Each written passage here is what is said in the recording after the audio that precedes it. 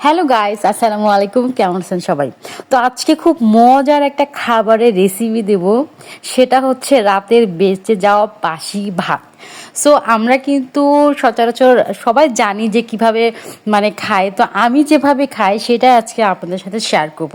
আর সেটা হচ্ছে কাঁচামরিচ আর হচ্ছে রসুন আমি চুলায় কিন্তু পুড়ে নিলাম, দেন একটু লবণ দিয়ে খুব সুন্দর করে মেখে নিচ্ছি। দেন আমি হচ্ছে এর মধ্যে দেবো সরিষার তেল আর হচ্ছে দেবো এক টুকরা লেবু। লেবুটা দিয়ে আবার সুন্দর করে মেখে নেব। দেন দেব হচ্ছে বাসি ভাতটা। আর এটা কিন্তু সুন্দর করে চটকাতে হবে। যত চটকাবেন অত কিন্তু মজা বেশি হবে। আর এটা যে কি পরিমাণ মজা, যে আসলে খায় নাই সে কখনো বুঝবেই না, সে আসলে বাঙালিই না।